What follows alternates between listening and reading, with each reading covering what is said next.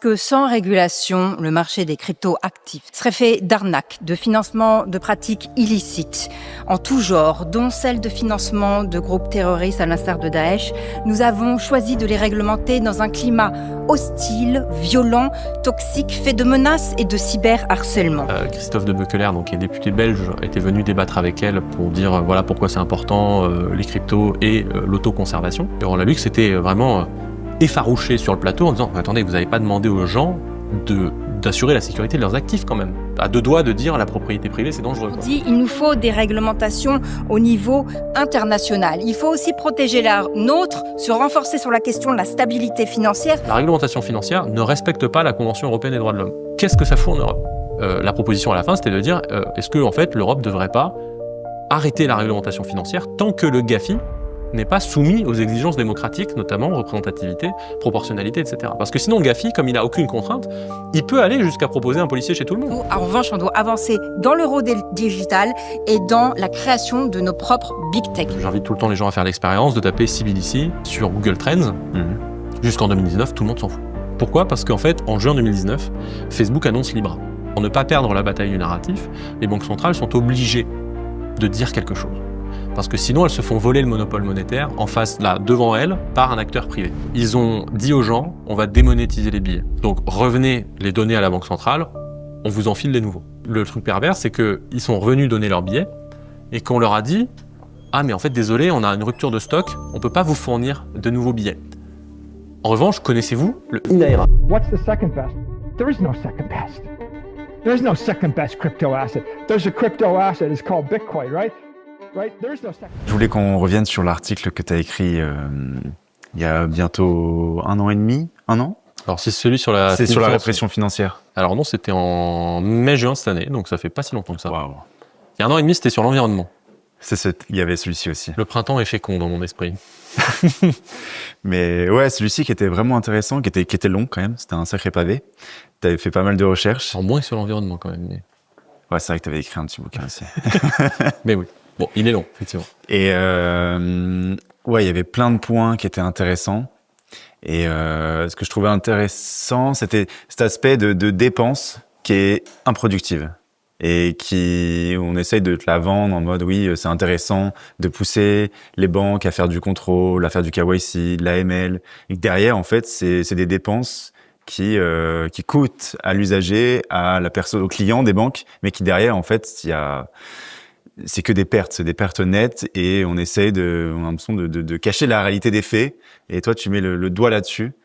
Alors, je mets le doigt là-dessus, mais je le mets qu'en aval parce que, en fait, si tu commences ta réflexion par ça coûte trop cher, t'as quasiment déjà perdu. Parce que ça veut dire que tu abandonnes le terrain presque philosophique de est-ce qu'il faut le faire en considérant que c'est déjà la question est vite répondue. C'est-à-dire oui, il faut le faire, mais est-ce que ça coûte de l'argent ou pas ? Et donc, en fait, si tu fais comme ça, tu ouvres la porte à ce que quelqu'un dise, mais en fait, peu importe que ce soit pas rentable, ce n'est pas le but. Donc, en fait, t'es cornerisé, parce que t'auras beau montrer que ça coûte énormément et que ça rapporte rien, on te répondra que c'est pas le but, ça peut coûter 200 milliards de plus, on s'en fout, parce que c'est pas fait pour ça. Donc, ça arrive dans la conversation, effectivement, mais ça arrive en aval. Ça arrive au moment où, en fait, j'ai déjà essayé de montrer que même philosophiquement, il faut pas le faire. Vraiment, ça n'a pas de sens et que globalement, c'est mettre le doigt dans un engrenage de dérive illibérale qui est très dangereux et dans lequel on est déjà bien jusqu'au cou. Si vous écoutez nos vidéos, c'est sûrement parce que tout comme moi, vous avez eu un doute dans les affirmations des économistes et autres politiques qu'on retrouve sur les plateaux télé. Bitcoin vous semble être une proposition intéressante, mais vous avez du mal à avoir une vision complète de la chose, à vous projeter dans le futur et voir comment notre société pourrait être totalement métamorphosée avec une monnaie saine. Eh bien, sachez qu'aujourd'hui, des cerveaux brillants se sont posés les mêmes questions et y répondent dans des livres qui sont aujourd'hui traduits par la maison d'édition Consensus Network, qui est le sponsor de cette vidéo. Vous retrouverez sur leur boutique, par exemple, l'auteur qui m'a fait avoir mon obsession avec Bitcoin, Saifedean Ammous, qui a réalisé la trilogie L'étalon Bitcoin, L'étalon Fiat et Principes économiques, vendue à plusieurs millions d'exemplaires. Vous retrouverez aussi des auteurs français édités exclusivement par Consensus Network, comme 2 livres qui viennent tout juste de sortir, L'élégance de Bitcoin de Ludovic Lars et l'énergie de la face cachée de la monnaie de Pierre Noisa, pionnier sur Bitcoin. Si vous souhaitez vous offrir ces livres ou en offrir à votre famille, à votre oncle, à votre enfant, à votre sœur, à votre frère ou au président Macron pour qu'il puisse enfin s'orange peel et partager votre obsession et je sais de quoi je parle, nous avons un code promo pour vous qui vous permettra de bénéficier de 10% de réduction. Le lien est dans la description, allez-y. Si on commence par cette partie des coûts, effectivement, donc en supposant qu'on a déjà fait cette démonstration juste avant, en gros, il y a très peu d'évaluations des politiques publiques qui sont faites là-dessus.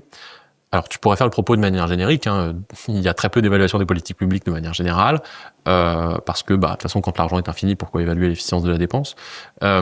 Donc, particulièrement là-dessus, il y a effectivement une forme d'omerta, dans le sens où, même quand moi, j'ai essayé de chercher des chiffres pour savoir si c'était efficient.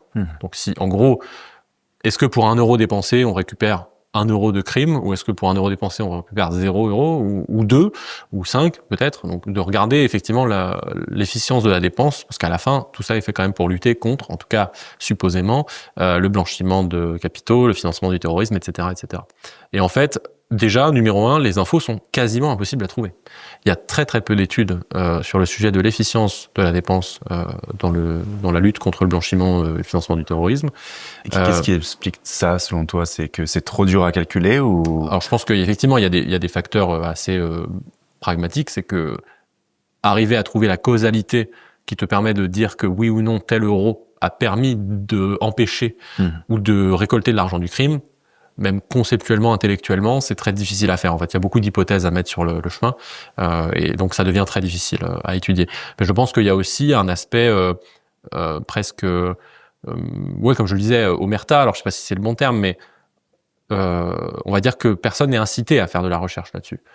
Aujourd'hui, ce qui se passe sur le blanchiment et le financement du terrorisme, c'est que globalement, c'est quelque chose qui est assez récent, qui a pris naissance avec le GAFI, donc le groupe d'action financière, je crois que c'est les années 80 de mémoire, mais qui a surtout pris énormément d'ampleur à partir de 2001, les attentats de 2001 aux États-Unis. À partir de ce moment-là, on dit en fait, on va contrôler les capitaux pour éviter le financement du terrorisme, parce que les terroristes, il semblerait, se financent par ce genre de biais, et donc on va contrôler énormément parce que c'est pas bien le terrorisme. Jusque-là, why not ? Effectivement, c'est pas bien le terrorisme.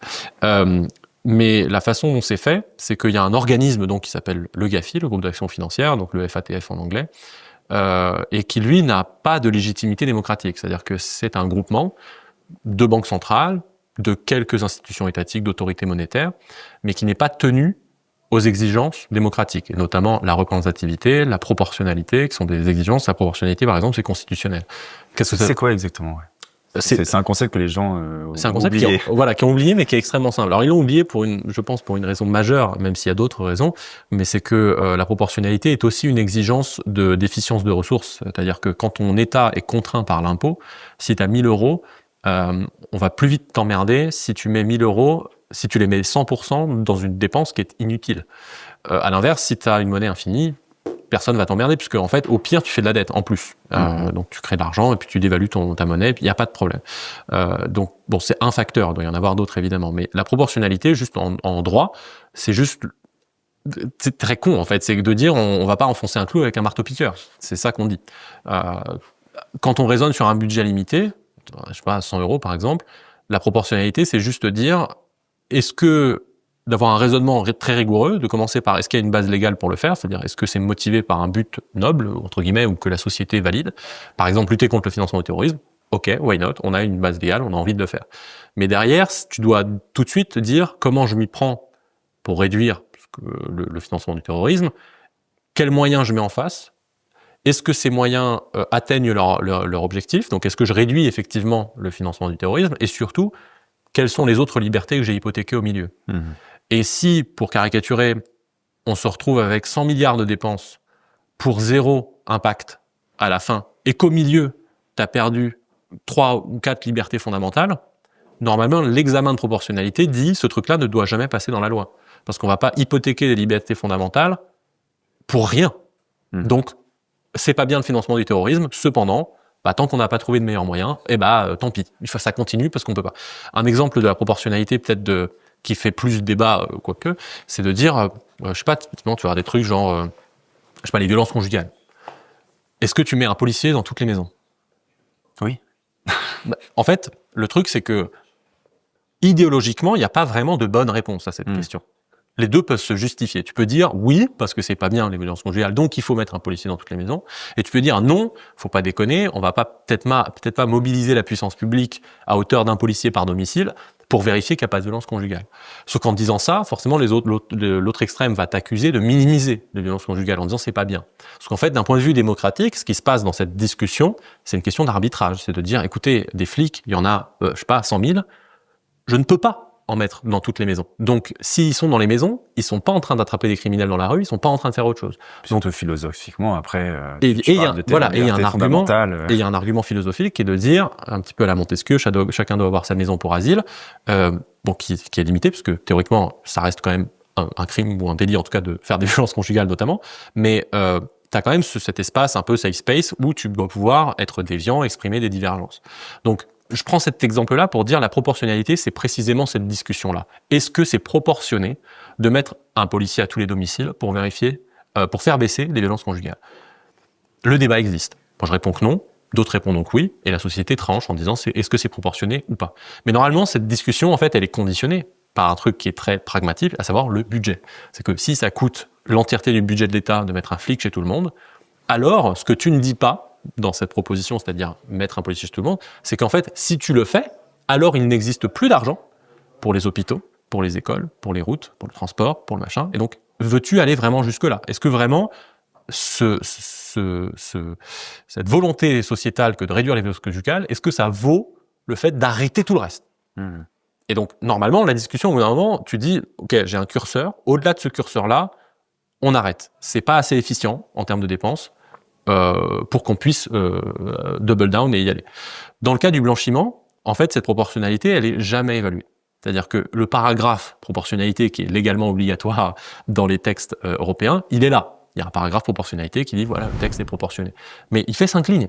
Et il fait 5 lignes dans lesquelles c'est ce que j'analyse dans mon article, en tout cas pour, par exemple, le règlement sur le transfert de fonds, il dit, voilà, comme l'a montré un avis d'autorité bancaire européenne dont on met en lien, c'est proportionné. Comme on l'a dit juste avant, en fait. Point. Et en fait, alors l'autorité bancaire, c'est pas le législateur européen, mais il y a un conflit d'intérêts évidemment sur ce sujet-là. Mais au-delà de ça, c'est que même si tu es de bonne foi et que tu dis je vais aller regarder cet article, enfin cet avis, l'avis date de 2019, donc déjà sur les cryptos, ça commence à dater. Il n'y a pas de chiffres. C'est un avis qui dit verbatim dans le texte que les autorités compétentes ne disposent pas des compétences et des connaissances nécessaires pour faire une analyse de risque. Point. Donc, tu as ça dans la source qui te dit que du coup, c'est proportionné. Cependant, tout le monde comprend que si tu n'as pas les compétences pour analyser les risques, tu ne peux pas savoir si c'est proportionné. Parce que potentiellement, tu es en train de délirer. Il n'y a pas de risque. Tu as la même chose dans le National Risk Assessment, donc de Suisse, tous les États membres du GAFI font des évaluations de risques nationaux concernant le blanchiment. Ils le font régulièrement pour dire voilà les risques que nous constatons sur tel et tel sujet. Et sur celui suisse de 2020 ou 21, je sais pas, je veux pas dire de conneries, mais c'est dans ces eaux-là. L'introduction entière commence par nous n'avons trouvé aucun exemple de financement du terrorisme à travers les cryptos. Point. Et quelques phrases ensuite, c'est donc il faut considérer les cryptos comme des actifs à haut risque par nature. Et en fait, tu n'as aucun lien de causalité entre les deux. Tu n'as pas d'étude qui a été faite. Un peu plus tard, dans un des avis, ils disent pareil, nous ne disposons pas de chiffres aujourd'hui pour savoir si c'est risqué. C'est un truc dont le verbatim est globalement celui-là. Et en fait, quand tu additionnes ces rapports-là, tu constates que en fait, tout le monde s'autocite. Donc la Banque mondiale cite le FMI cite la BCE cite le Parlement européen, qui cite le GAFI, qui cite machin. Personne n'a jamais fait l'étude. Donc ça, c'est pour les cryptos spécifiquement. Maintenant, sur le blanchiment en général, comme je le disais, l'information est très dure à trouver. Quasiment personne n'a fait l'analyse. Moi, je me suis basé sur un chercheur de l'université de La Trobe en Australie, qui lui a fait une méta-étude. Donc il s'est confronté à ce problème-là en disant, si moi je veux analyser l'impact de ces politiques anti-blanchiment, j'ai besoin d'études. Et en fait, il s'est rendu compte qu'il n'y en avait pas beaucoup. Mais il s'est dit, bon, sur les 20 dernières années, on va faire une méta-analyse. Je vais regarder les 5 ou 10 majeurs qui existent sur le sujet, je vais les analyser ensemble et je vais donner une conclusion sur ces 5 ou 10 études. Et il a une phrase dont, pareil, le verbatim est globalement similaire, qui est de dire, les politiques anti-blanchiment sont candidates au titre des politiques publiques les plus inefficientes. Lui, ce qu'il montre, il prend certaines zones géographiques et dit, par exemple, en Europe, on est vraiment dans un délire total, mais il y a la puissance publique qui dépense 140 milliards par an, elle récupère 0,05% de l'argent du crime. Et ce, en faisant une hypothèse. C'est-à-dire qu'il a besoin de faire une hypothèse pour arriver à ce chiffre-là, qui est que 50% des recettes des criminels sont obtenues grâce à ce biais-là. Ce qui, en fait, factuellement, est très probablement faux, parce qu'en gros, la plupart des saisies se font aux douanes, en physique, ne se font certainement pas avec du KYC, enfin, de la connaissance client, etc. Donc 0,05%, c'est déjà extrêmement optimiste. Et exactement. Et le pire, c'est qu'en Europe, donc comme je le dis, 144 milliards pour être précis, les recettes totales du crime en Europe, c'est 110 milliards. C'est-à-dire qu'en Europe, on est la seule zone géographique qui dépense plus que la totalité des recettes du crime pour arriver à 0,5% à la fin, 0,05%. Donc ça n'a aucun sens d'un point de vue de l'efficience économique, c'est juste tu emmerdes le monde. Vraiment, tu as créé des process, etc. Tu n'as même pas pris en compte encore les externalités négatives. Exactement. Et les externalités, c'est que normalement, dans ce processus d'évaluation de la proportionnalité, il y a l'étape dans laquelle tu questionnes quelles sont les libertés qui sont hypothéquées pour ça. Et en l'occurrence, dans la surveillance financière, elles sont nombreuses. Parce qu'il y a la vie privée qui passe à la trappe, et que la vie privée, notamment, c'est ce que certains qualifient de droit fondamentalement fondamental. Mais pourquoi ? Parce que s'il n'y a pas de vie privée, il n'y a pas de citoyen politique indépendant. Parce que sans la vie privée, globalement, tu es à deux doigts du totalitarisme. Tout le monde peut rentrer dans ton esprit, te dire que tu n'as pas le droit de penser à autre chose. La divergence, la déviance dans la société n'est plus permise. C'est 1984, la caméra chez toi qui te regarde. Exactement. Tu te caches. C'est aussi le nazisme, le communisme, enfin tous les totalitarismes, ils avaient pour objectif de rentrer, y compris dans tes rêves. Leur but, c'est que tu ne puisses pas penser de manière indépendante. Parce que dès que tu penses de manière indépendante, tu as un risque de déviance dans la société. Un mot plus amélioratif pour déviance, c'est innovation. C'est des gens qui font pas pareil. Donc si tu enlèves effectivement toute capacité d'innovation dans la société, politiquement, ça veut dire qu'à la fin, il n'y a plus qu'un parti, globalement, et que même d'un point de vue de la société, elle est condamnée à à stagner, en fait, dans le meilleur des cas, parce qu'elle peut régresser, évidemment, aussi, mais elle est condamnée à stagner parce que la déviance n'est plus permise. Et donc, quand tu te dis, merde, j'hypothèque ça, qui est fondamental, parce que j'ai un truc qui coûte 140 milliards, qui n'a aucun effet, c'est quand même chiant, quoi. Tu te dis, mais comment ça se fait que ce truc-là ne soit pas analysé de manière un peu plus insistante. Et donc, en l'occurrence, effectivement, c'est très peu analysé. Majoritairement parce que politiquement, ça n'a aucun intérêt, en fait, de défendre ça. Ça s'est vu avec d'autres sujets. Souvent, c'est toujours les mêmes choses qui reviennent, le terrorisme, la pédopornographie, tout ce que tu veux. Mais en gros, politiquement, tu ne gagnes pas de voix à faire ça. Si tu dis, il faut arrêter la réglementation en France, c'est un suicide. Politique. Donc ça sert à rien de se positionner contre. De la même façon que quand tu as eu 2-3 personnes en France qui ont dit peut-être chat control, c'est pas une bonne idée d'aller surveiller les conversations de tous les Européens, ils ont assez rapidement chopé une étiquette de vous êtes en faveur de la pédopornographie. Donc en fait, politiquement, c'est pas porteur. Accessoirement, c'est des sujets complexes, la réglementation financière. Et donc, en fait, tu te retrouves à avoir très peu de gens qui sont capables de porter la voix pour dire il faudrait arrêter ce bordel. Mais dans mes recherches, par exemple, j'ai vu des thèses de droit entières dans lesquelles la conclusion, donc des trucs assez récents, qui datent de l'an dernier ou d'il y a 2 ans, qui en fait s'interrogent presque de choqués. C'est-à-dire qu'ils disent, mais en fait, là, on vient de regarder la réglementation financière. La réglementation financière ne respecte pas la Convention européenne des droits de l'homme. Qu'est-ce que ça fout en Europe ? Donc, je propose, enfin c'est la thèse que j'avais lue, donc j'ai oublié le nom, pardon, mais la proposition à la fin, c'était de dire, est-ce que en fait, l'Europe ne devrait pas arrêter la réglementation financière tant que le GAFI n'est pas soumis aux exigences démocratiques, notamment représentativité, proportionnalité, etc. Parce que sinon, le GAFI, comme il n'a aucune contrainte, il peut aller jusqu'à proposer un policier chez tout le monde. Et le problème, c'est que le pouvoir qu'a le GAFI, c'est quoi ? C'est qu'ils tiennent des listes de pays qui sont plus ou moins gentils envers le blanchiment. Et en gros, t'as pas envie d'être mis dans une mauvaise liste du GAFI, parce que le moment où tu es sur une mauvaise liste du GAFI, tous ceux qui ne sont pas dessus vont te traiter comme un paria. Donc, ton système bancaire va être plus ou moins exclu, on voudra plus faire de transactions avec toi, etc. Donc évidemment, c'est un isolement total et t'as pas envie de tomber là-dedans. Donc en fait, c'est quasiment du chantage. C'est si tu ne fais pas ce qu'on veut, en termes de contrôle de blanchiment, dont on n'a aucune idée s'il est efficient, tu seras exclu du système financier international. Donc c'est du chantage à ce stade. Qui gagne là-dedans ? Qui a intérêt à maintenir ça ? Beaucoup de gens, alors de manière peut-être contre-intuitive pour des auditeurs, mais ceux qui défendent le plus ce système-là, c'est plutôt la gauche. Parce que contrôle. Donc globalement, dans le Parlement européen, c'était Aurore Lalucq qui défendait le texte et qui voulait qu'on fasse encore plus de contrôle, parce qu'en fait, dans leur tête, méchant capitalisme, méchant argent, donc contrôler les banques, parce que c'est elles qui font le méchant capitalisme. Donc on veut plus de réglementation financière, parce que réglementation financière pour eux c'est un package qui veut dire plein de trucs. Ça veut dire aussi bien anti-blanchiment que normes RSE, que faire du social, que rediriger des investissements. Et donc c'est un package dans lequel aujourd'hui en vrai c'est assez cocasse, mais quand tu regardes qui défend la préservation des barrières à l'entrée sur le marché bancaire et donc les oligopoles bancaires, c'est plutôt des gens de gauche. Donc, il me semblait que historiquement c'était pas trop leur truc, mais aujourd'hui concrètement c'est ce qui se passe. L'État de manière générale est quelqu'un qui est à moitié complice là-dedans, aussi parce que de manière assez perverse, ces réglementations financières sont aujourd'hui un des vecteurs principaux d'amende. Et donc il y a pas mal d'États qui aujourd'hui se font plus d'argent en mettant des amendes à des gens qui respectent pas, que en laissant le truc faire. Donc les États-Unis en premier rang, parce que non seulement ils le font des amendes sur leurs acteurs locaux, mais en plus ils se permettent de le faire sur tout le monde à l'international.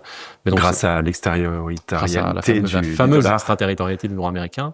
Donc il y a plein de gens qui ont à y gagner. Okay. C'est pas, enfin, bon, il y a les intérêts évidemment là-dedans. Et est-ce que tu penses que les monnaies numériques de banque centrale s'inscrivent dans cette logique? Est-ce que c'est la prochaine étape, c'est de pouvoir forcer ça, que de toute manière, comme tout est traçable, tout est visible, toutes les transactions, tu sais que ça va d'une personne à l'autre, elles sont toutes KYCisées. Oui.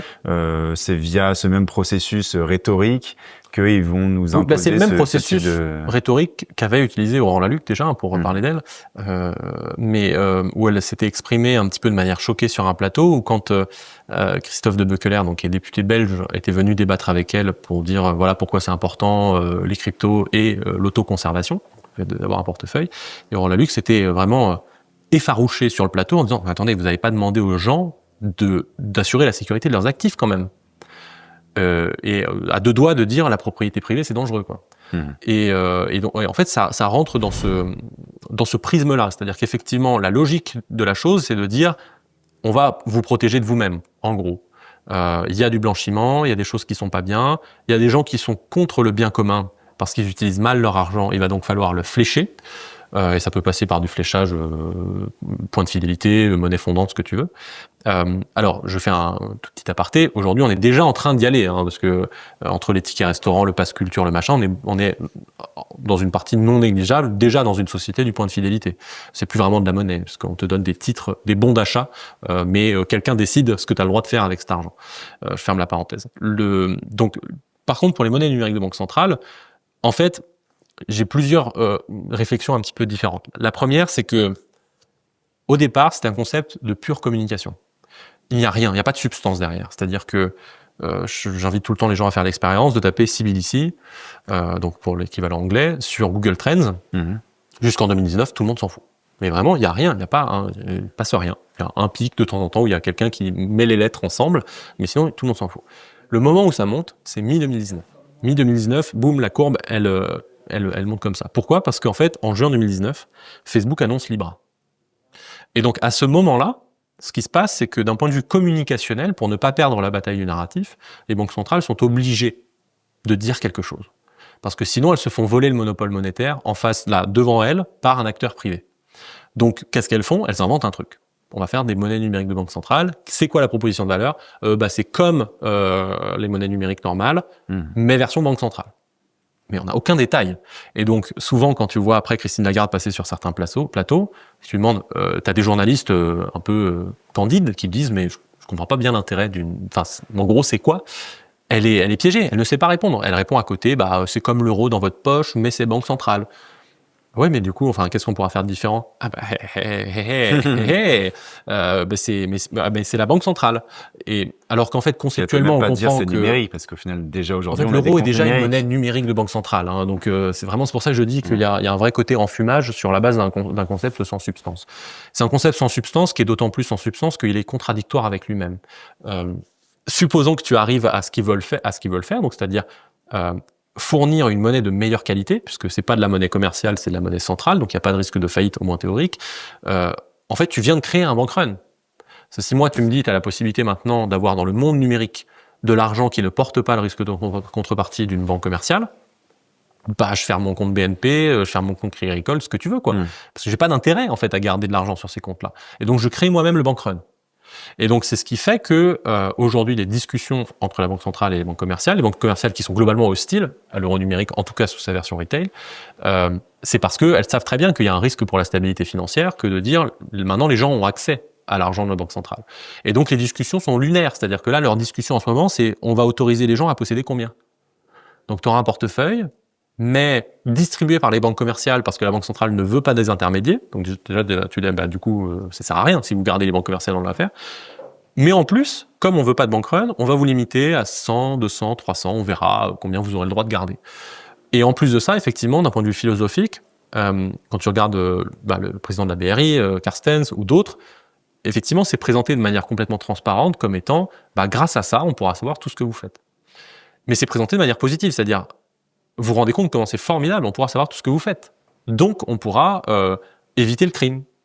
Et on revient sur notre boucle bouclée, c'est-à-dire la pédopornographie et le terrorisme, sans avoir compris qu'on est vraiment dans la fuite en avant par rapport à un système qui ne fonctionne pas, qui n'a aucune efficience. Et donc, quand on regarde les monnaies numériques de banque centrale qui ont été mises en place, on pense à la Chine ou au Nigeria, par exemple. À Nigeria, on a un effondrement monétaire. La Chine, bon, c'est pas le système démocratique et social qui me fait rêver, mais c'est une fois qu'ils ont mis en place les monnaies numériques de banque centrale qu'il y a eu l'effondrement, ou c'est une réponse à ça? C'est en partie. Alors, la dévaluation du Naira au Nigeria avait commencé avant, mais par contre, ça a été accéléré. En fait, ce qu'ils ont fait en avant. Ce qu'ils ont fait était particulièrement vicieux. Fin 2022, je crois, peut-être 21, mais je crois 22. Ils ont dit aux gens, on va démonétiser les billets. Donc, faut nous les rendre. En gros, là, les billets de X Naira n'auront plus cours légal dans 2 mois. Donc, revenez les donner à la banque centrale, on vous enfile les nouveaux. On a un super design, regardez, c'est innovant. Et en fait, les gens sont revenus donner leurs billets. Alors, 2 mois pour se rendre compte quand même, nous, on a eu 3-4 ans. 10 ans. 10 ans. On pouvait sortir ses francs en euros jusqu'en 2012. Okay. Donc, on avait 10 ans pour changer ça en Europe. Là, tu as 2 mois. Alors qu'il y a des gens qui ont l'information 1 mois après. Donc, tu as 2 mois pour changer ça. Mais en plus, le truc pervers, c'est qu'ils sont revenus donner leurs billets et qu'on leur a dit « Ah, mais en fait, désolé, on a une rupture de stock, on ne peut pas vous fournir de nouveaux billets. » En revanche, connaissez-vous le e-Naira? C'est vraiment comme ça que ça s'est passé? C'est exactement comme ça s'est passé, avec en plus, de manière perverse, c'est qu'ils ont fait un programme d'incentive pour inciter l'utilisation du e-Naira, mais qu'ils l'ont restreint que aux gens de la Banque centrale. Donc, ils ont filé l'argent gratos que aux salariés de la Banque centrale. Autant Bukele au Salvador, il a filé des bitcoins gratos à tout le monde, en tout cas à tous ceux qui pouvaient se connecter. Donc déjà, ça avait été critiqué en disant ouais, c'est de l'achat de vote, machin. Là, c'est vraiment, on le fait que pour les gens qui sont dans le système de la Banque centrale. Hop, on leur file de l'argent gratos. Mais tous ces autres gens, on leur a dit, en fait, désolé, il n'y a plus de billets. Donc maintenant, c'est e-Naira ou vous êtes fait avoir. Et donc à ce moment-là, évidemment, la confiance est rompue. C'est-à-dire que malgré toute cette coercition, il dépassait à peine les quelques pourcents d'usage de l'e-Naira, parce que tout le monde était défiant. Quand tu as un État qui te conduit à 20 ou 25% d'inflation, c'est pas le gars que tu trustes en premier pour gérer ta monnaie. Donc ils ne voulaient pas, et en fait ils ont préféré revenir pour le coup dans des situations de quasi-troc. En fait, il y a des journalistes qui sont allés sur place qui disaient maintenant les écoles s'organisent avec les parents d'élèves qui disent moi je veux bien te filer à bouffer si tu enseignes à mon fils dans le cours, et moi je pourrais faire autre chose. Enfin, le Naira avait complètement perdu sa valeur. Le président de la banque, le gouverneur de la Banque centrale est depuis en prison, je tiens à le préciser. Et ils ont eu une élection présidentielle, ils ont changé de président, s'est enchaîné 2 dévaluations successives, donc le Naira vaut quasiment plus rien, ils ont pris moins 50% 2 fois. Et ils ont eu des émeutes, bref, le truc est en train de s'effondrer, alors qu'on parle quand même du premier exportateur de pétrole d'Afrique, on parle pas de comme dirait un ministre, Salvador, let's be serious. Non, on parle du Nigeria, 220 millions de personnes, c'est pas négligeable. Donc, effectivement, le passage au e-Naira a fait partie de l'effondrement récent du Nigeria. C'est pas le seul facteur, loin s'en faut, mais ça en fait partie. En Chine, pas d'effondrement, en tout cas pour l'instant, mais par contre, ça correspond parfaitement au système de crédit social. Tu suis comment ça se passe en Chine actuellement? Je suis de loin. Ok. Parce que c'était plus expérimental pour l'instant. Ils essayent de créer ça organiquement, c'est ça? Expérimental version chinoise, ça veut dire 200 millions d'utilisateurs. Ok. Donc, il y a expérimental. Ils avaient déjà testé dans plusieurs provinces. C'était juste localisé, c'est ça, sur une province ou 2. Oui, mais encore une fois, une province chinoise, c'est du monde. Ça fait du monde. C'est 3-4 fois la France. Voilà, donc non, pour l'instant, c'est dans l'éthos, en tout cas du Parti communiste chinois, c'est parfaitement logique. C'est la suite du crédit social. Donc c'est logique, évidemment, qu'ils y aillent. Moi, ce qui me fait peur, c'est quand Christine Lagarde dit on est en retard sur la Chine. Parce que moi, j'aime bien être en retard sur la Chine. En tout cas, là-dessus. Vraiment, si on pouvait rester en retard, ce serait super. Il y a plein d'autres trucs sur lesquels j'aimerais ne pas être en retard. Mais là, vraiment, si on peut les laisser en avance, c'est super cool. Puis moi, ce qui me fait peur, c'est qu'il n'y a pas que Christine Lagarde qui dit ça. Il y a beaucoup de politiques. Oui, tout à fait. Voilà, il y avait un discours une fois, c'était de Justin Trudeau, qui disait la même chose, qui faisait un discours quasiment fleuve sur la Chine en disant c'est notre exemple, ils sont magnifiques, ce pouvoir qu'ils ont. Oui, il a fait. Je crois que c'est un rendez-vous international, mais bon, je me souviens plus. Mais donc, bref, en tout cas, les MNBC, effectivement, sont un outil supplémentaire s'il est implémenté, parce qu'encore une fois, je ne perds pas d'esprit un scénario positif, enfin, en tout cas, le meilleur scénario qui pourrait aboutir en Europe, c'est qu'on fasse comme des Européens d'habitude, c'est-à-dire qu'on va faire des commissions et des trucs pendant les 5-6 prochaines années, et qu'au bout, on se rende compte qu'il ne faut pas le faire, et que du coup, on le fait pas. Ça reste un scénario possible. Le plus probable, c'est qu'ils vont quand même dépenser plein d'argent pour faire des commissions en tout genre, et qu'à la fin, même si c'est débile, ils auront le biais des sunk costs, et ils diront non, maintenant on a dépensé autant d'argent, donc il faut quand même le faire, et qu'à la fin, ça va terminer en artifice de communication, et tout le monde s'en fout, quoi. Moi, il y avait un truc qui me choquait aussi sur cette histoire de contrôle et d'application en fait de ce contrôle, c'était la justification de la provenance des fonds. Et en vrai, l'exercice juste mental me paraît tellement dingue de se dire, je sais pas, tu vas donner 50 balles à ta banque. Même il y avait un exemple, là, il me semble que c'était en France. Oui, ça en a un mec qui avait déposé 0,66 centimes et on lui demandait d'où ça venait.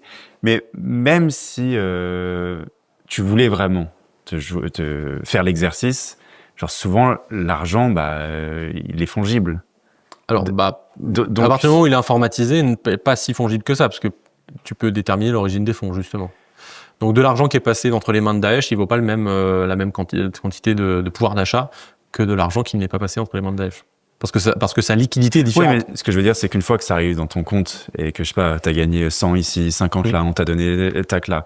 Au final, quand toi, t'as 1000 euros sur ton compte et que tu vas aller donner 100, je sais pas, à une autre banque où tu vas faire un virement, donner l'origine des fonds, c'est-à-dire quoi? C'est de faire au prorata de chacun des revenus que t'as eu. C'est effectivement un exercice qui est difficile et conceptuellement chiant parce que, j'avais utilisé cet exemple dans mon article, mais les gens de Tornado Cash, de mémoire, donc du mixeur, là, qui avait été arrêté, ils ont été arrêtés au motif que il y avait de l'argent sur leur service échangé dans d'autres personnes qui étaient passées par des mauvaises mains. Et donc, ils sont responsables. Et en fait, comme souvent avec le numérique, il suffit de transposer dans le monde physique pour comprendre l'absurdité du truc. Parce que dans le numérique, on se rend pas compte, on dit « Ah oui, c'est vrai, l'origine, machin ». Et donc, j'ai dit, la stat officielle, entre guillemets, enfin, sur les différentes études, c'est que 90% des billets de dollars contiennent des traces de cocaïne. Donc tout le monde devrait être en tôle, en fait. Parce que la cocaïne est interdite. Donc, est-ce qu'on met tout le monde en tôle? Ou est-ce qu'on se rend compte que c'est con? Et effectivement, la solution de se rendre compte que c'est con semble la plus évidente.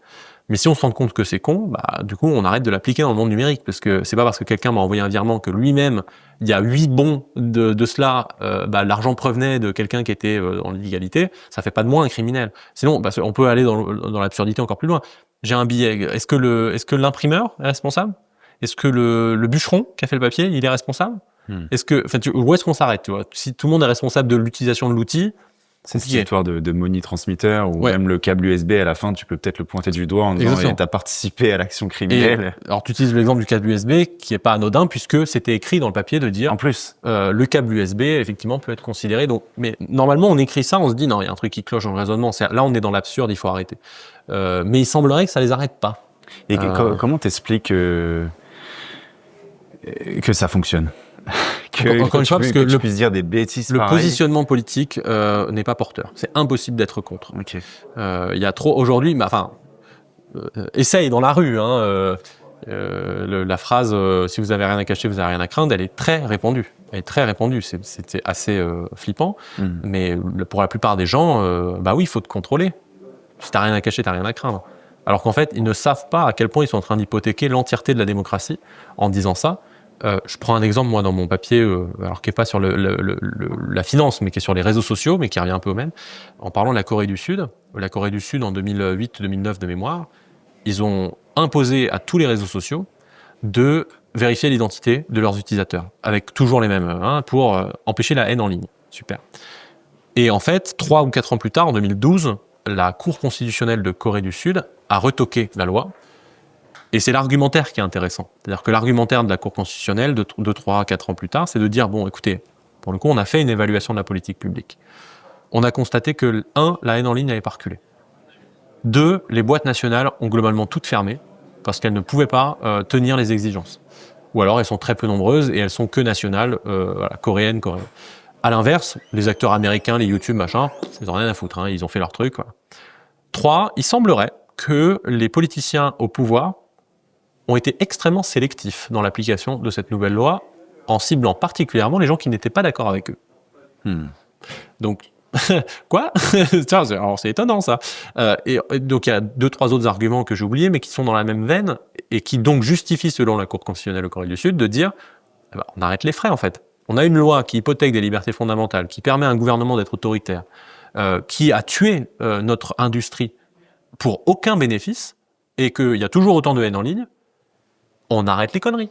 Donc, on arrête cette loi. Ah, bah ouais, mais flûte, parce qu'ils sont tous sur YouTube, les gens, maintenant. Donc, ils vont pas changer. Donc, t'as tué l'industrie. Donc là, on a la même chose, effectivement, qui se passe sur la finance, avec très souvent, les États-Unis sont un petit peu hypocrites sur les règles de blanchiment. Très souvent, ils les exigent pour les autres. Et ensuite, ils prennent tout leur temps pour l'appliquer chez eux. Mais eux, évidemment, personne ne va mettre les États-Unis sur liste noire. Donc, bon, ils se permettent un peu plus de choses. Mais nous, en Europe, on est mieux disant. C'est-à-dire que dès qu'il y a une norme du GAFI, on est en mode vite, comment on l'implémente? Il faut qu'on soit les meilleurs élèves. Et donc on implémente tout de suite les normes. Donc voilà ce qui se passe, on est les premiers, on est très content d'avoir une régulation innovante. Donc on régule de manière innovante et on empêche des gens de faire des trucs. Alors les gens sont tous partis aux Seychelles, aux Bahamas ou aux États-Unis d'ailleurs, parce que les premiers fournisseurs par exemple de plateformes d'échange en France sont des boîtes américaines, qui eux, évidemment, pendant 10 ans se développent, prennent 150 millions de clients, et ensuite, il y a la régulation, qu'est-ce qu'ils font? Ils viennent en Europe, ils rachètent des boîtes, ils prennent la licence, merci, au revoir.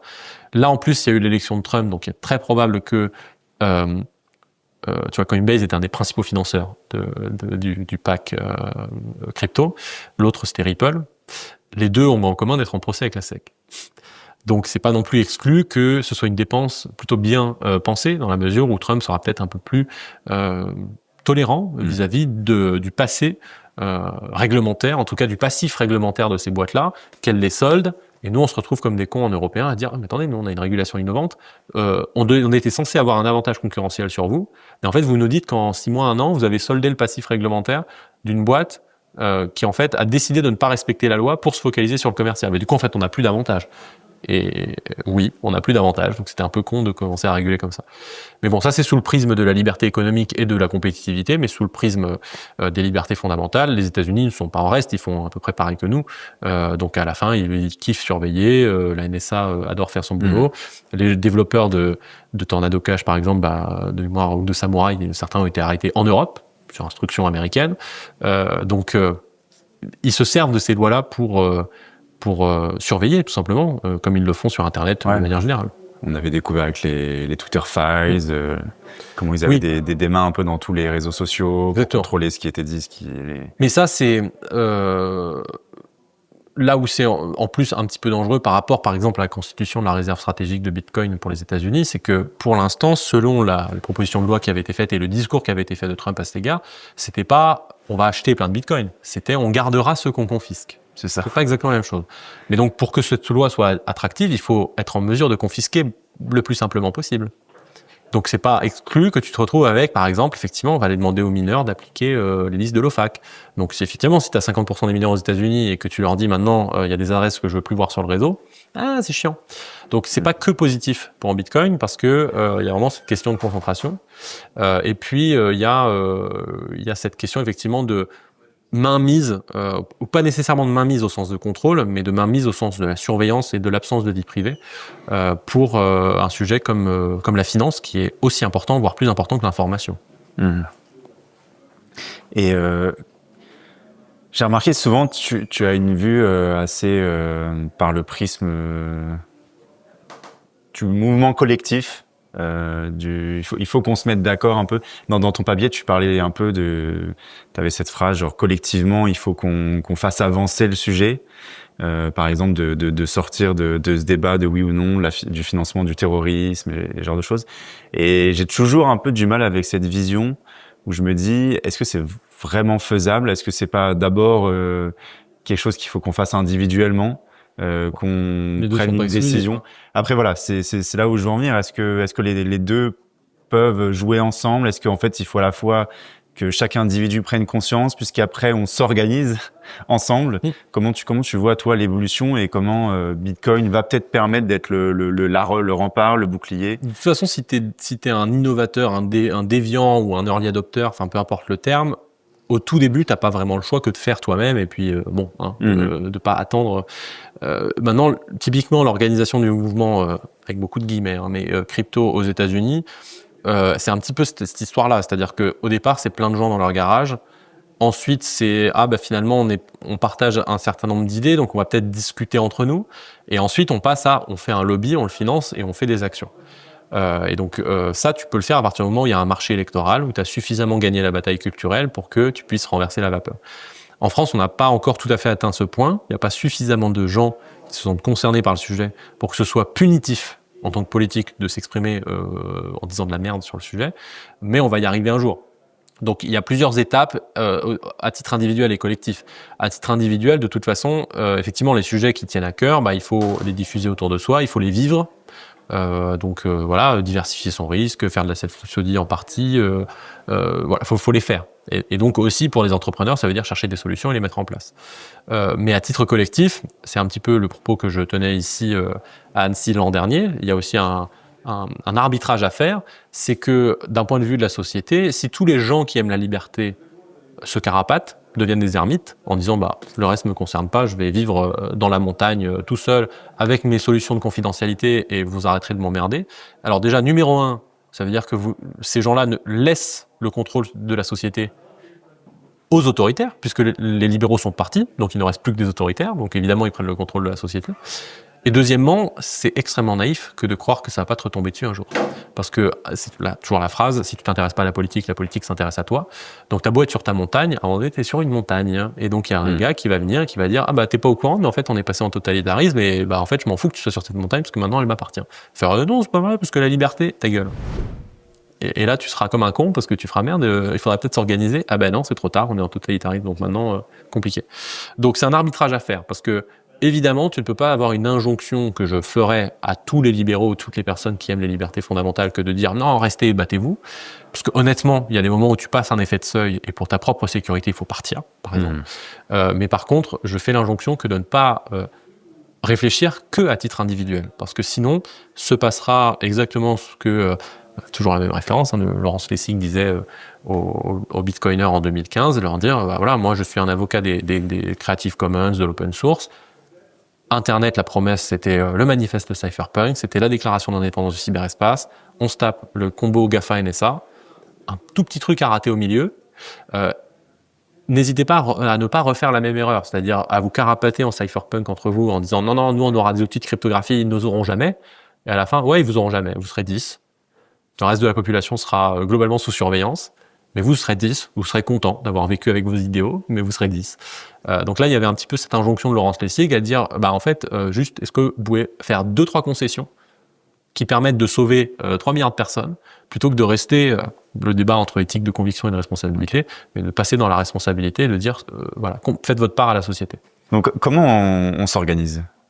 Parce que tu le dis, c'est important qu'on ait à la fois l'initiative individuelle qui soit le driver, le petit moteur de départ, mais ensuite, si on veut avoir suffisamment de force, de pouvoir, un peu en tout cas de protection, comme tu le dis, et qu'on meurt pas sur cette montagne seul face au totalitarisme, comment on évite ça et en même temps comment on évite de sombrer dans les mêmes défauts des autres, de former un groupe et d'être un peu dans du tribalisme et de tomber dans l'irrationalité. Il n'y a pas de recette magique, ça s'appelle la politique. Donc la beauté d'un système de démocratie représentative, c'est que si tu portes un projet que tu estimes important pour la société, tu peux t'organiser en mouvement, en parti, en association, en ce que tu veux. Les associations sont libres en France, on peut faire des associations. Donc, il faut réunir des gens autour de soi qui partagent les mêmes convictions, qui sont prêts à y dédier une partie de leur temps, de leur vie, de leur argent éventuellement. Et évidemment, c'est pour ça que je parlais d'effet de seuil, c'est que, typiquement pour l'anecdote, moi quand j'ai fondé la Chaintech, donc qui était l'ancêtre de la DAN, donc en gros l'association des professionnels du secteur en France, Mais en fait, on était 6 autour de la table. Il n'y avait pas grand monde, 6 ou 7. Parce qu'en fait, il n'y avait pas d'écosystème. Donc, en fait, tu veux réunir qui? Donc, évidemment, les actions à 6, compliquées, quand tout le monde ne veut pas nécessairement y mettre le temps, l'argent nécessaire. Et surtout, quand tu constates que culturellement, le gap est trop important. En fait, tu pars de trop loin. La bataille culturelle n'est absolument même pas commencée. Et donc, ça va être difficile. Donc, on a fait l'association, on s'est battu autant qu'on pouvait. On est intervenu sur des sujets de fiscalité, sur des sujets de compta, etc. Mais il y avait des concessions. On ne pouvait pas faire autre... Exemple de concession, quand il y a eu la discussion, je rappelle pour ceux qui ne le savent pas, mais en 2016, la fiscalité qui s'appliquait sur les cryptos, c'était la fiscalité de l'impôt sur le revenu. Donc, en gros, tu avais beaucoup de gens qui étaient imposés à hauteur de jusqu'à 62%, voire 67% pour certains cas extrêmes. Parce qu'il y a 45 de taux marginal d'impôt sur le revenu, plus les prélèvements sociaux, et donc tu amènes assez tôt. Tu peux mettre un peu la TVA. Ça c'est après, c'est dans la dépense derrière. Ça. Mais bon, c'est effectivement à la fin entre ton salaire et ton salaire, ton achat, et voilà. Mais bon, bref.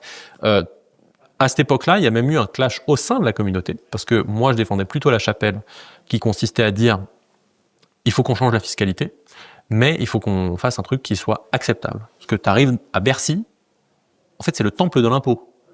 Donc, tu ne peux pas arriver et dire « je voudrais une niche fiscale » ou « je voudrais pas d'impôt ». Parce qu'en fait, on est en France, donc déjà, pas d'impôt, ça va être compliqué.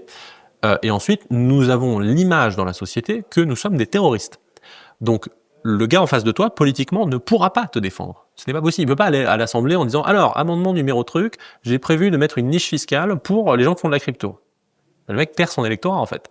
Donc, c'est pas possible. Donc, moi, j'étais plutôt de dire « il faut un truc qui soit tenable politiquement ». Dans le contexte actuel. Donc, la flat tax.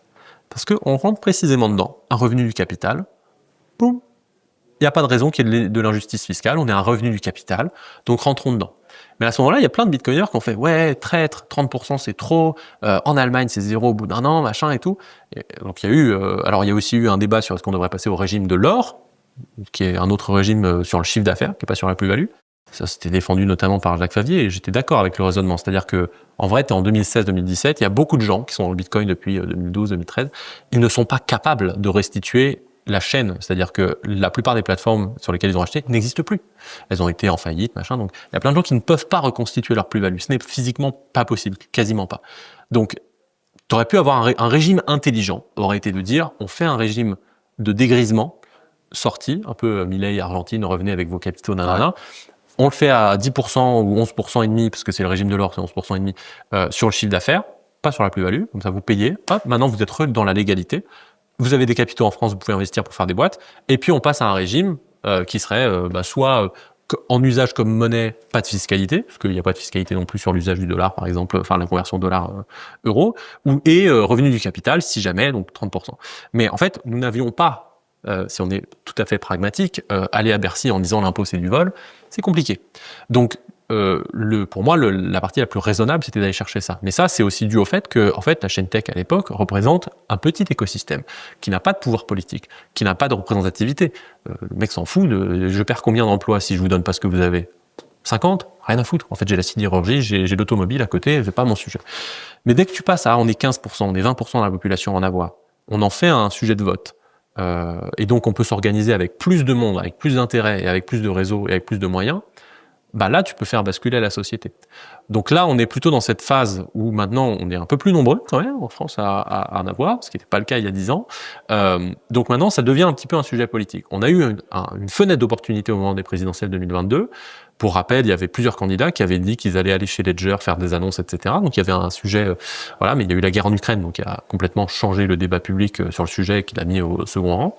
Mais pour moi, il y a là une autre fenêtre qui s'ouvre avec, en fait, les États-Unis veulent faire une réserve de Bitcoin, donc c'est un sujet politique. Vous avez 12 ou 13% de la population qui en a. Il y a des boîtes de licornes françaises.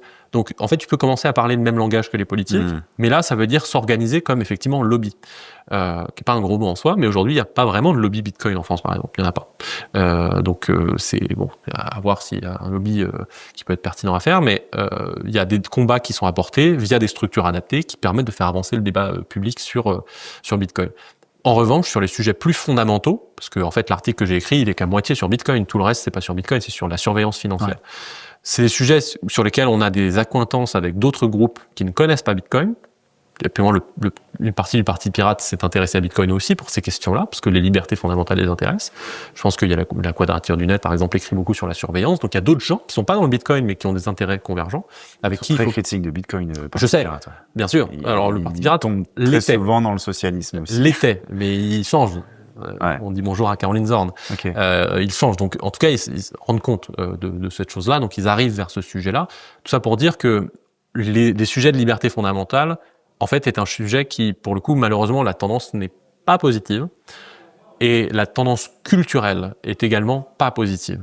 Donc, il y a un grand combat culturel à faire pour que il y ait suffisamment de personnes qui soient volontaires pour défendre le sujet des libertés fondamentales, alors qu'aujourd'hui, globalement, si tu dis on arrête la surveillance, t'es mis dans la case soit pédocriminel, soit terroriste, soit facho, on sait pas pourquoi, mais donc c'est très peu porteur politiquement aujourd'hui, donc t'as besoin d'abord d'éduquer autour de toi, de faire des actions au niveau local, de faire des meet-up, de ramener des gens, d'éduquer la famille, les amis. Des vidéos. Et de regarder des vidéos de How to Bitcoin, évidemment, avant de pouvoir se structurer dans un mouvement qui porte un poids politique et qui donc peut avoir un impact national.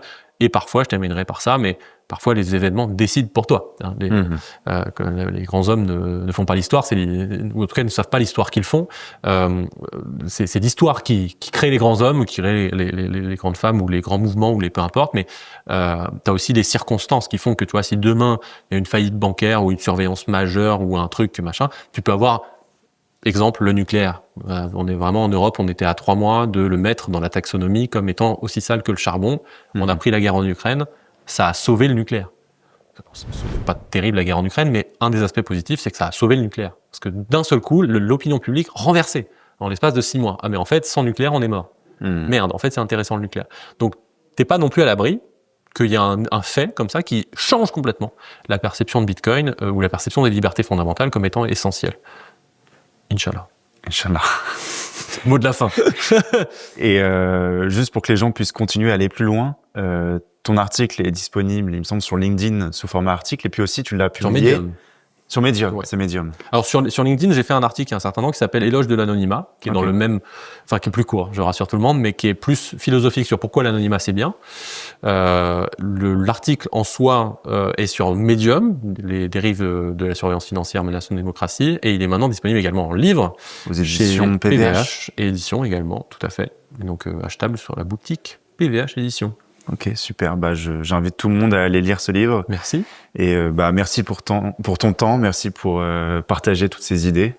Et puis continue comme ça. Merci. Vous aussi, d'ailleurs, continuez.